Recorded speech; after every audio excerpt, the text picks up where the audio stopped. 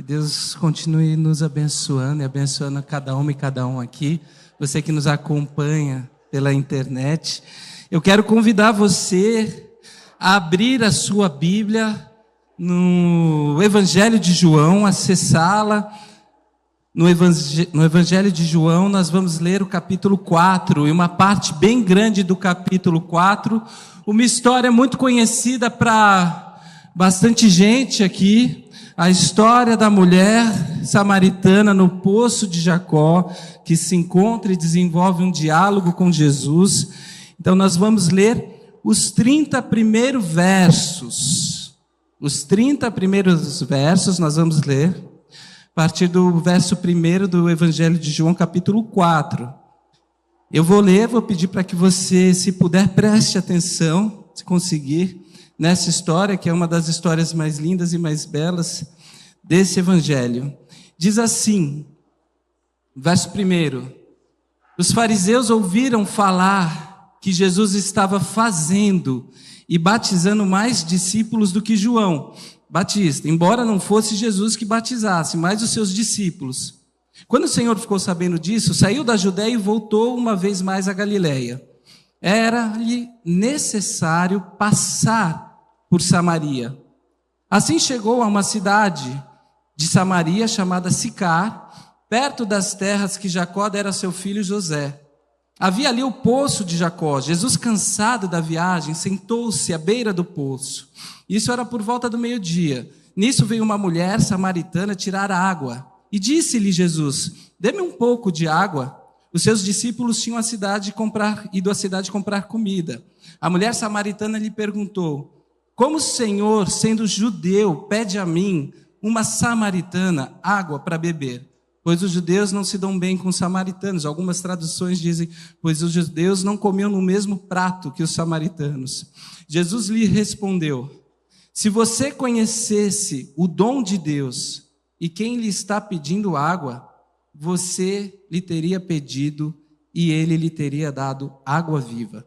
Disse a mulher: o Senhor não tem com que tirar água e o poço é fundo.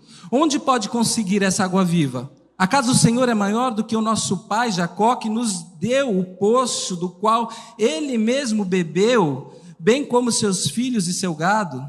E Jesus respondeu: quem beber desta água terá sede outra vez, mas quem beber da água que eu lhe der, nunca mais terá sede. Pelo contrário, a água que eu lhe der se tornará nele uma fonte de água a jorrar para a vida eterna. A mulher lhe disse: Senhor, dê-me dessa água para que eu não tenha mais sede, nem precise voltar aqui para tirar a água. Ele lhe disse: vá, chame o seu marido e volte. Não tenho marido, respondeu ela. Disse-lhe Jesus então: você falou corretamente, falou a verdade, dizendo que não tem marido. O fato é que você já teve 5 e o homem com quem você agora vive não é seu marido. O que você acabou de dizer é verdade. Disse a mulher: Senhor, vejo que é profeta. Nossos antepassados adoraram neste monte, mas vocês, judeus, dizem que Jerusalém é o lugar onde se deve adorar. E Jesus declarou: creia em mim, mulher. Essa está próxima a hora em que vocês não adorarão o Pai nem neste monte, nem em Jerusalém. Vocês, samaritanos, adoram o que não conhecem, nós o que conhecemos, pois a salvação vem dos judeus. Aqui falando de uma herança da revelação de Deus. No entanto, está chegando a hora, e de fato já chegou, em que os verdadeiros adoradores adorarão o Pai em espírito e em verdade. São estes os adoradores que o Pai procura. Deus é espírito e é necessário que os seus adoradores o adorem em espírito e em verdade. Disse a mulher: eu sei que o Messias, chamado Cristo, está para vir. Quando ele vier, explicará tudo para nós. Então Jesus declarou: eu sou o Messias, eu que estou falando com você. Naquele momento, os seus discípulos voltaram e ficaram surpresos ao encontrá-lo conversando com uma mulher. Mas ninguém perguntou: o que quer saber ou por que está conversando com ela? Então, deixando o seu cântaro, a mulher voltou à cidade e disse ao seu povo: venha ver um homem que me disse tudo o que tenho feito. Será que ele não é o Cristo? Então saíram da cidade e foram para onde ele estava. Vamos orar? Deus, nós te agradecemos por esse culto, pela sua presença, pelo privilégio que nós temos de entoar louvores a Ti, dizendo da nossa gratidão, cantando sobre a sua fidelidade, sobre a alegria que o Senhor coloca nos nossos corações, independentemente das circunstâncias, mas também te agradecemos pela oportunidade de ouvir a sua palavra, que ela possa ser soprada pelo seu Espírito em cada coração que está aqui ouvindo e necessitado da transformação que ela pode fazer no nosso interior e no nosso cotidiano. Eu te peço que o Senhor nos abençoe com a reflexão desse texto, no nome do seu Filho Jesus. Amém. Esse é um texto muito importante, inclusive para algumas tradições cristãs. Eu não sei se você sabia, mas eu não.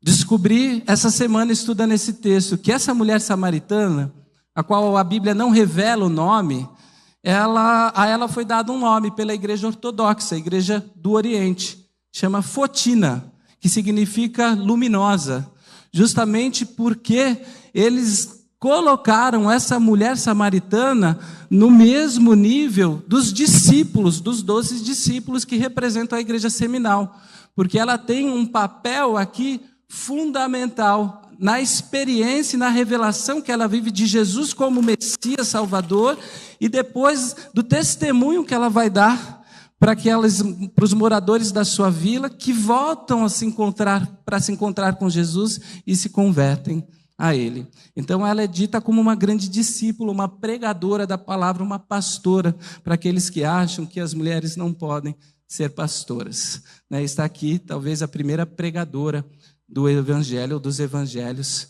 a mulher samaritana.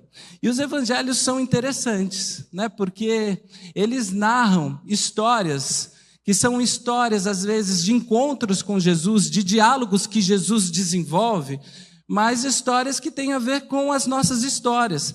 Todas as vezes que a gente se coloca para ler uma história como essa, de um encontro com Jesus nos evangelhos, é bom que a gente se coloque no lugar, em algum lugar nessa história, porque apesar da história estar contando algo sobre a vida de alguém, é verdade também que ela fala muito sobre a minha e a sua vida, nessa vivência com Jesus. Por exemplo, tem muita gente, talvez muita gente aqui, já saiu de casa desejando assim não encontrar ninguém, sabe? A gente tem dias e dias, não é verdade? Tem dias que a gente tem o desejo de encontrar um amigo, encontrar pessoas, conversar, contar coisas, mas tem dias que se a gente pudesse escolher, a gente escolheria não encontrar ninguém que esbarrasse no nosso caminho, não é verdade? E essa é a história dessa mulher que está em um desses dias, porque os dias, sabe, nesses dias que a gente não deseja encontrar ninguém, porque esse texto fala de uma mulher que sai de casa por volta do meio-dia para ir até uma fonte de água, um poço, buscar água para si e para os seus. E nos dias de Jesus, as mulheres, elas eram incumbidas dessa tarefa. Elas iam até os poços e traziam água para casa, para cozinhar e para qualquer outra necessidade dos seus afazeres. Mas acontecia uma dinâmica aqui na cultura desse povo quando isso acontecia. Por quê? Porque elas saíam de casa em grupos, geralmente no começo do dia, quando o sol estava fraco, ou no final do dia, quando o sol já estava se pondo. Elas iam juntas buscar água no poço e iam tricotando, iam fofocando, falando da vida, etc. Mas essa mulher estava ali junto a esse poço famoso, a fonte de Sicar, ao meio-dia. Ela foi buscar água ao meio-dia, porque ela não estava querendo, provavelmente, se encontrar com ninguém. E qual que é o motivo?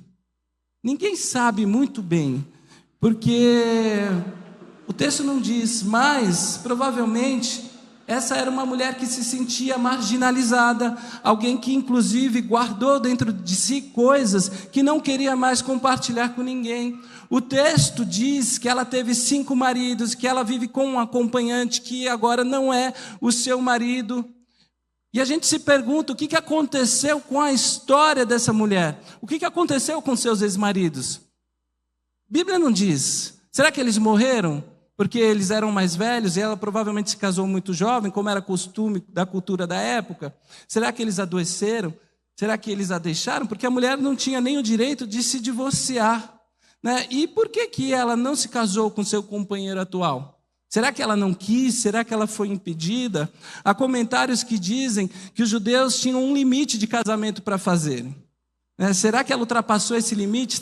Será que os samaritanos, eles tinham essas mesmas práticas que os judeus? A gente não sabe, o texto não diz. Nós não sabemos nada sobre o porquê essa mulher está ali no poço tirando água sozinha ao meio-dia.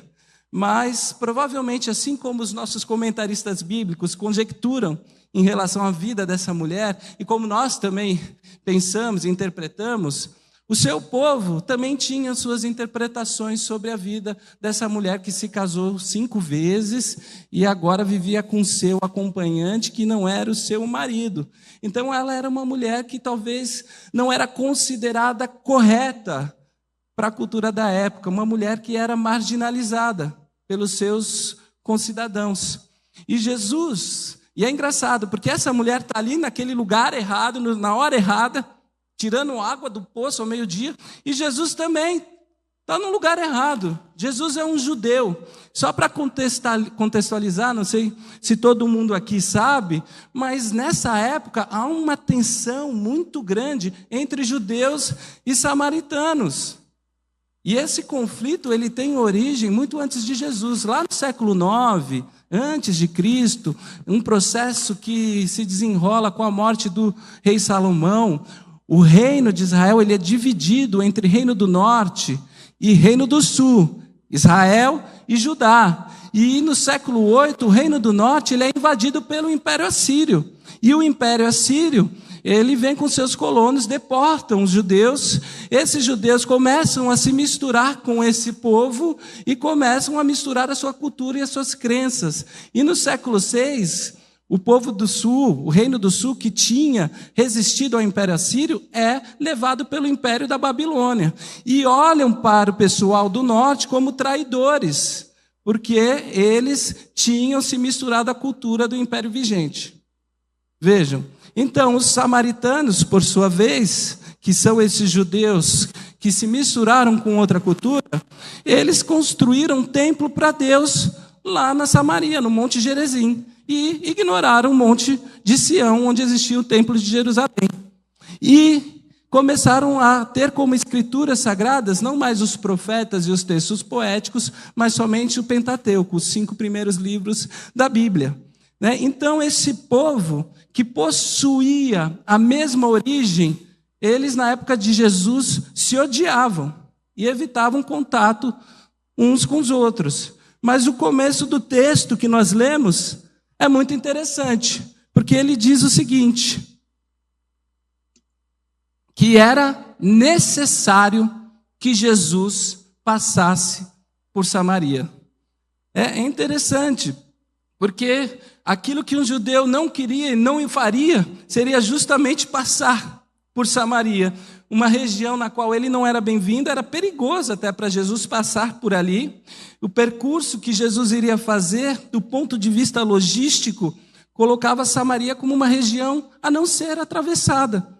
Mas João diz, era necessário que Jesus passasse por ali. E é engraçado como Deus tem as suas agendas que atravessam as nossas agendas. Ele nos pega, geralmente, às vezes, nesses lugares, nesses dias que são mais desconfortáveis para a gente. Aqueles nos quais a gente não deseja encontrar ninguém, nem Deus, inclusive. Mas como a gente pode controlar a agenda de Deus?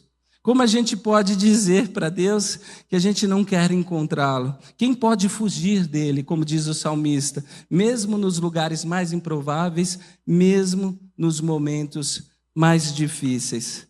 Então, está lá essa mulher, ao meio-dia, num poço, na fonte de Jacó, fugindo da vista dos outros e fazendo o seu trabalho, sem se dar conta que um homem, um judeu, se aproxima dela. Ele se aproxima fazendo um pedido. E ele estava com sede, o texto diz, e ele pede água para ela.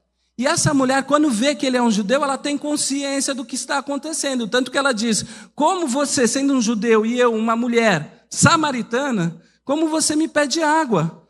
A gente não come no mesmo prato, a gente não bebe no mesmo copo. E ela se espanta, mas ela começa a dialogar com Jesus. E Jesus, habilidoso que era com as palavras, né, e a desnudar também a alma das pessoas, sem que as pessoas percebessem, tendo pedido água para si, ele inverte a conversa e diz para aquela mulher o seguinte, olha, na verdade eu estou pedindo água, mas se você bebesse da água que eu tenho para te dar, você nunca mais teria sede. É claro que Jesus está falando de outra água, Jesus está falando de outra sede, mas essa mulher não entende muito bem onde Jesus quer chegar. Ela, inclusive, ela pergunta, né? Outra água? Outra, matar a sede para sempre? Como assim? Outra fonte melhor que a fonte do nosso pai Jacó? O Senhor não deve conhecer mesmo essa região.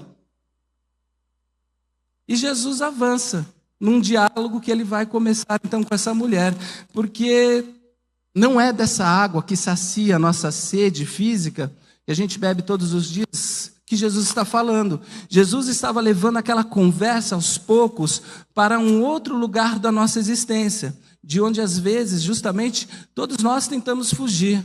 Jesus estava falando de uma sede que todo mundo tem, mas nem todo mundo reconhece que tem. Jesus estava falando, no fundo, ou assim, se a gente pudesse parafrasear Jesus, ele estava fazendo uma pergunta muito simples para essa mulher, dizendo, você tem água para me dar, é verdade, mas e lá dentro? Você tem o que você precisa? Lá dentro, no seu interior, você tem o que você precisa? E ela ainda não entende a conversa, mas ela ouve. E enquanto ela pega a água para servir Jesus, essa mulher se vê nessa situação que ela menos queria estar, né? Da situação que ela fugiu, justamente que a fez sair da sua casa ao meio-dia, porque numa fração de segundo essa mulher percebe que Jesus faz a única pergunta que ela não queria responder, porque a conversa avança, e para que aquela conversa avançasse de um jeito confortável, aquela mulher precisava ter o seu marido do seu lado, de modo que Jesus olha para essa mulher e diz assim, e o seu marido, hein? Você pode ir lá chamá-lo? E é nessa hora que essa mulher que escondia muita coisa, porque todos nós escondemos muitas coisas, ela podia fazer dois caminhos. Sempre há duas possibilidades, de não se constranger, de não responder a questão, né? E eu fico aqui imaginando, né, conjecturando sobre a resposta que ela poderia ter dado para não se expor, para não ser constrangida, para viver aquilo que ela saiu para viver, sem ser incomodada para ninguém, para não se arriscar, mas diante de um homem que ela não conhece, mas que conhece ela mais do que ela mesma, essa mulher tem a coragem de dizer, eu não tenho marido. Eu não tenho marido. Eu imagino o medo, a insegurança, pois essa mulher, ela não sabe o que vai acontecer em ato contínuo. Ela não sabe as cenas do próximo capítulo. A gente não sabe o que vai acontecer quando a gente se expõe para alguém. Todo mundo esconde coisas, né? E isso não é um problema, porque se a gente fosse revelar para todo mundo tudo que a gente tem dentro da gente, das duas uma. Ou as pessoas se afastariam da gente por ver a gente como a gente é por dentro, ou as pessoas nos machucariam por conta da nossa vulnerabilidade que estaria ali exposta para todo mundo. Não é verdade? Então todos nós temos esses lados sombrios na alma que nós não queremos revelar, como essa mulher, para que as pessoas continuem tendo o mínimo de interesse em nós, mas todo mundo também tem lugares que querem manter seguros, que não querem expor para ninguém. E aqui está uma mulher diante de um homem que lhe faz uma pergunta: onde está o seu marido? E ela tem a coragem de dizer, de responder, e dizer assim, tipo, eu não tenho marido. Essa é a verdade, tipo, pronto, falei. Falei para Jesus. E Jesus olha para essa mulher e diz assim, verdade, você não tem marido, já teve 5. E o homem com quem você vive não é o seu marido. Não é. Né? E eu fico aqui construindo na minha cabeça um enredo paralelo para essa história, dessa mulher pensando enquanto Jesus começa a revelar o que está acontecendo na vida dela. Nossa, por que eu fui me expor? Né? Tipo, por que eu falei? Onde eu estava com a cabeça? Né? Por que eu fui falar para esse desconhecido? Enfim, você já deve ter passado por isso. Mas é verdade ou não é que algumas coisas, né, algumas libertações na nossa vida só acontecem quando a gente tem a coragem de colocar para fora aquilo que está entalado na gente, quando a gente consegue liberar aquilo que a gente sabe que precisa falar, mas que não quer encarar. Algumas libertações, inclusive da parte de Deus, só acontecem quando a gente tem a coragem de dizer o que precisa ser dito, de assumir aquilo que a gente é de fato. Então, às vezes, a gente precisa escutar a verdade que está dentro da gente. Mas, às vezes, a gente também não tem coragem de falar. E não é que a gente precisa contar para Deus, porque Deus tudo sabe. Deus sabe como a gente é, Deus sabe o que a gente sente. A gente precisa se deparar com a nossa verdade sobre a nossa vida, seja ela bonita ou feia, para a gente mesmo escutar essa verdade. Porque do que adianta a gente viver uma mentira?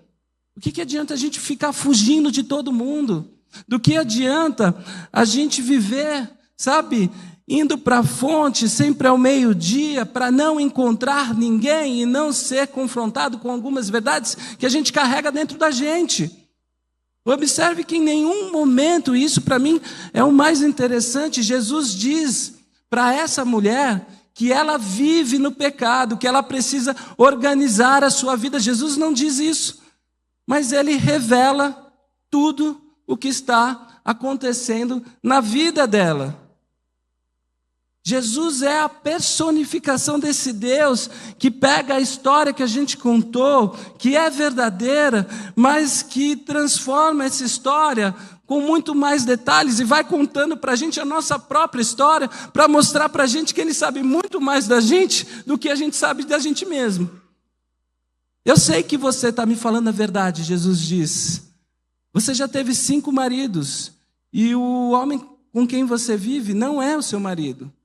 E nessa hora, essa mulher que poderia ter se desesperado, que poderia ter fugido, que poderia ter corrido, que poderia ter se defendido, ela resolve fazer uma pergunta para Jesus, que para muita gente parece uma fuga. Né? Vamos mudar de conversa. Parece que ela faz isso. Ela olha para Jesus, depois dessa espécie assim, de desnudamento da alma, e ela diz assim: os nossos pais adoraram aqui, em Samaria. Vocês, judeus, adoram lá, em Jerusalém. Eu estou vendo que o Senhor é profeta, porque ninguém pode falar assim da minha vida sem ser profeta. Então, por favor, me ajuda. Para onde eu vou para adorar a Deus? Onde é o lugar certo? Aqui em Samaria ou lá em Jerusalém? E pode parecer, de fato, que essa mulher parece querer desconversar, mas não. O que está acontecendo aqui é um aprofundamento do diálogo.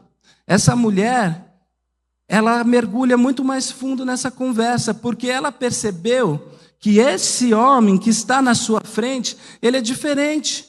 Ela percebeu que esse homem é um homem diferente, que expõe a sua ferida, mas não para envergonhá-la, não para acusá-la, não para constrangê-la, mas para acolhê-la. E eu não sei se é assim para vocês que acreditam em Jesus, mas uma coisa que eu amo em Jesus e que me parece muito singular, único de Jesus, é que ele é a expressão desse Deus que mostra para a gente, que conhece a gente, que expõe a gente na nossa relação íntima com ele, mas sem constranger, sem nos acusar, mas para nos acolher, nos abraçar, nos demonstrar seu amor, nos transformar. E é por isso que diante de Deus, A gente pode ser sempre verdadeiro, porque Jesus é aquele que conhece a gente do jeito que a gente é. Ele não pega as nossas vulnerabilidades, Ele não pega os nossos vacilos, os nossos erros, e fica esfregando na sua cara, dizendo: André, eu sei quem você é, olha aí, que mentiroso, olha aí como você é falso. Ele não faz isso.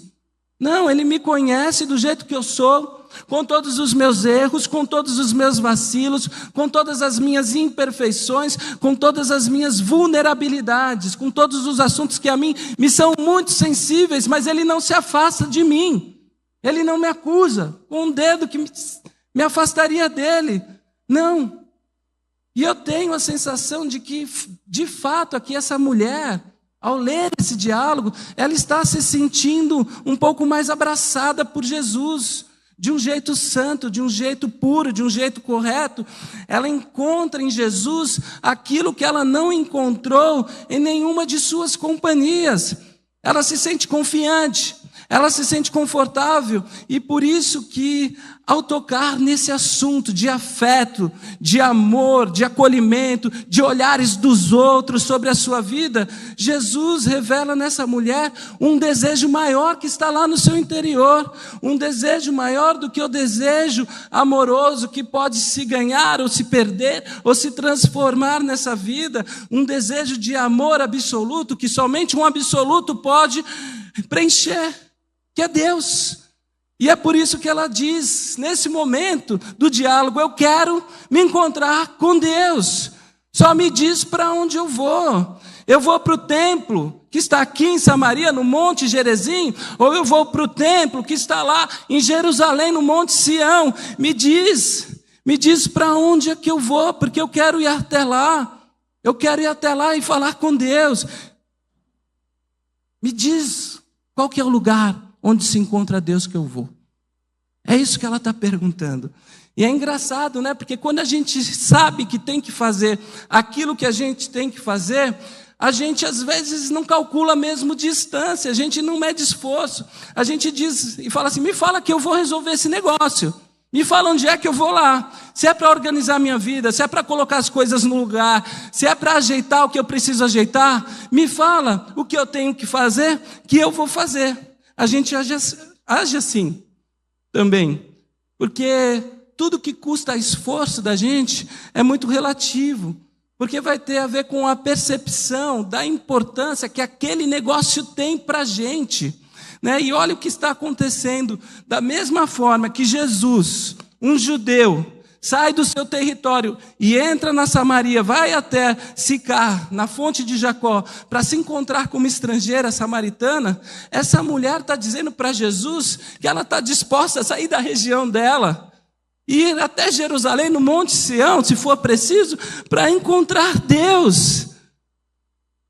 E se Jesus dissesse assim para ela: é lá em Jerusalém que você tem que encontrar Deus, lá no templo, no Monte Sião. Vai lá, enfrenta aquele território cheio de homens que querem te matar, judeus, se sacrifica nesse caminho e, chegando lá, presta um sacrifício. Se Jesus dissesse isso, porque ela está perguntando: para onde eu vou? A pergunta dela, vejam, não é uma fuga da conversa. Ela quer se encontrar com o Eterno, ela quer saciar essa sede que Jesus disse que ela tinha. Ela quer se encontrar com essa fonte, ou ser tocada por essa fonte que jorra para a vida eterna, que Jesus disse existir. E ela diz assim: eu estou com sede. Há muito tempo eu estou com sede. Mas onde que está Deus? Onde está o Eterno? Eu quero retomar a minha vida, eu quero me reencontrar com Ele, já que você me expôs da melhor maneira possível, eu quero recomeçar do melhor jeito. Me fala para onde eu tenho que ir. E aí vem a resposta de Jesus, subversiva ao extremo, libertadora, poderosa, porque Jesus diz assim: você não precisa ir para lugar nenhum, não precisa. Você não precisa ir lá para o templo do Monte Gerizim, dos seus pais samaritanos. Você também não precisa ir lá no templo do Monte Sião dos judeus, porque vem uma hora e de fato já chegou, que os verdadeiros adoradores adorarão o Pai em espírito e em verdade, porque é isso que importa, que os adoradores de Deus o adorem assim, em espírito e em verdade. E eu pensei, ao estudar esse texto, que esse negócio seria um pouco trivial para a gente, mais trivial do que para as pessoas que viviam com Jesus há 2000 anos. Mas não.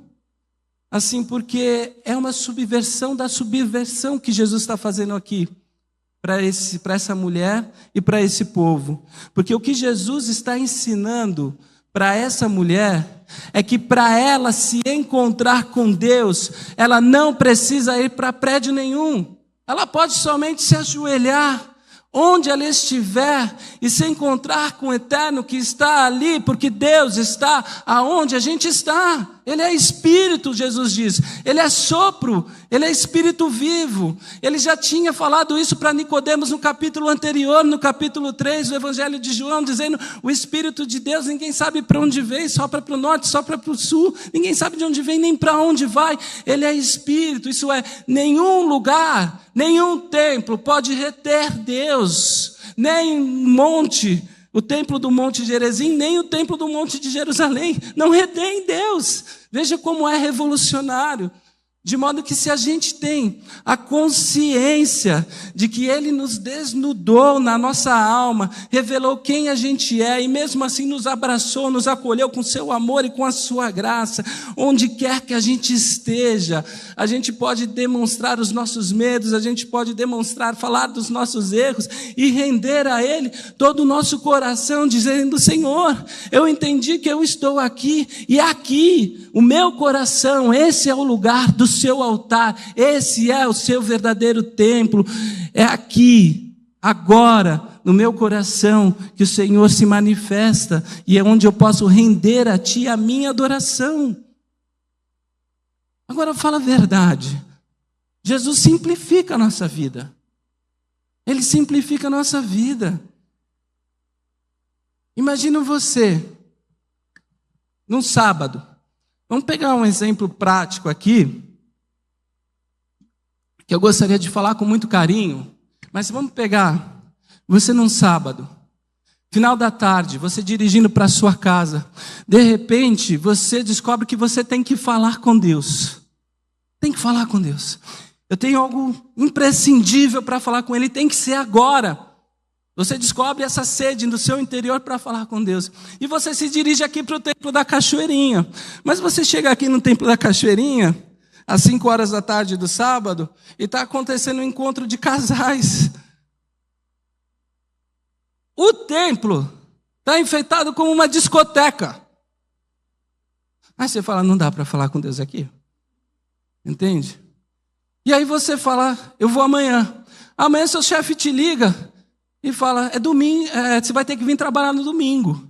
Aí você fala: eu vou na segunda, terça, você não consegue. Você fala: eu vou deixar para o outro domingo, para falar com Deus. Mas o que Jesus está dizendo é que as pessoas que estavam aqui, e que poderiam estar lá fora, e você que estava lá fora dirigindo, poderia encontrar Deus sem precisar vir aqui. Porque Deus não está aqui. Deus está onde tem gente, sempre, mas não no prédio. Esse lugar não é sagrado. Esse lugar não retém Deus. É isso que Jesus está falando. E não importa se você vier aqui, ou se for na sua casa, ou se for dirigindo. Então, quando você estiver dirigindo e você sentir que tem que falar com Deus, que tem que revelar algo para Ele, que precisa se conectar com Ele, é ali enquanto você estiver dirigindo. Se você estiver no ônibus e sentir que tem que falar com Deus, é ali no ônibus. Se você estiver andando, indo para a sua casa, conversando com a sua filha no parque, é ali naquele lugar. Não tem lugar. É em todo lugar. Não tem um lugar específico. É interessante porque essa nova polêmica agora que está rolando, pelo menos no circuito batista, Deus é pai, Deus é mãe, o que Jesus está dizendo? Coloca, vamos transportar aqui. A mulher samaritana perguntando: Deus é pai ou é mãe? Jesus está falando: Deus é Espírito. Ele não é pai, Ele não é mãe, Ele é Espírito. A figura de pai foi dada por Jesus por conta da sociedade da época. Mas o próprio Jesus falou que Deus é como uma galinha que agora colhe seus pintinhos. O profeta fala de Deus com amor materno. Então, se você estiver precisando encontrar Deus e você sentir o amor de Deus mais próximo do amor da sua mãe, Deus é esse que colocou o amor da sua mãe para com você. Mas está para além disso. E se for com o pai, também, Deus é aquele que demonstra o amor do seu pai para com você, mas está além disso, porque Deus é Espírito. O que Jesus está dizendo é isso, Ele é aquilo que Ele quiser ser. Nenhum nome, nenhuma representação de pai, de mãe, de tio, ou nenhum lugar pode reter Deus.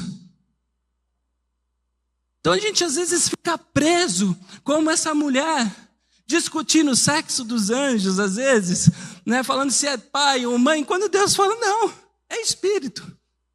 É espírito, quer dizer, o que é espírito?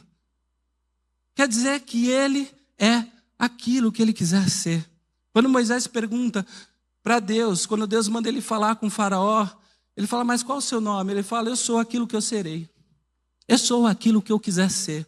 E Deus na história da Bíblia se apresenta como coluna de fogo, se apresenta como vento impetuoso, como brisa suave, como pai, como amor materno para o profeta. Vocês estão entendendo? Deus é Espírito, porque Ele pode aparecer em qualquer lugar onde você estiver com o coração aberto para recebê-lo. E o mais importante é que onde você estiver, não importa onde você esteja, mas com essa compreensão de que Jesus te abraçou e você tem sede de se encontrar com Ele, então é nesse lugar, porque não tem hora nem lugar, não tem templo, não tem prédio, não tem lugar sagrado. Isso aqui, gente, esse espaço aqui é para a gente, entendeu? É para a gente se reunir, é para a gente partilhar nossa fé, é para a gente encorajar um ao outro, é para a gente se lembrar daquilo para qual o Senhor nos chamou, é para a gente cumprir a nossa missão. Mas Deus está aqui? Tá, porque a gente está aqui, mas Ele vai embora com a gente, Ele não fica aqui sozinho, meditando.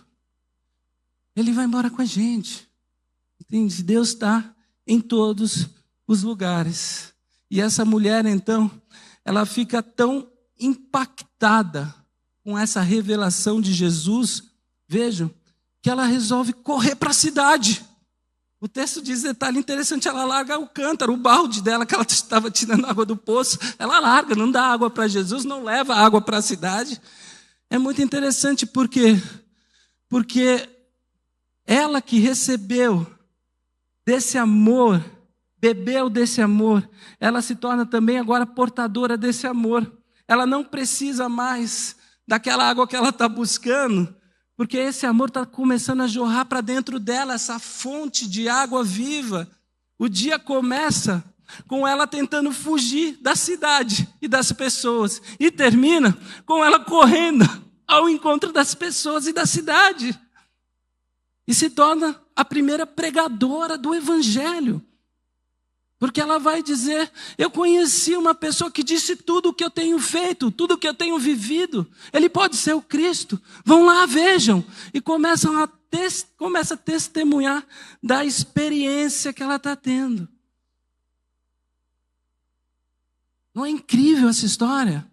É incrível. Então era isso que eu queria dizer para vocês nessa noite. Se você está no poço de Jacó, no seu poço de Jacó, eu queria dizer para você que Jesus está chegando. Está chegando. E se você acha que você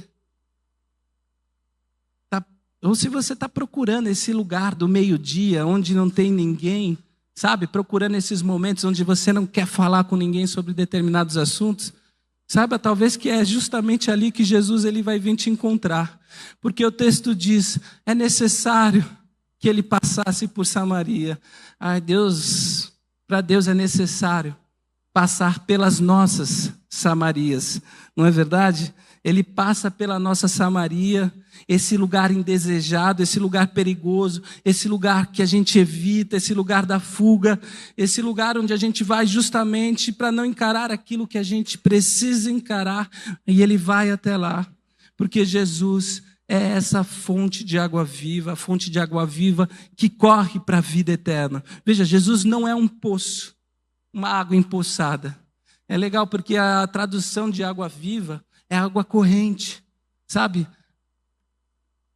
Na simbologia parece que aquela mulher estava empoçada na sua vida, parada, fixada.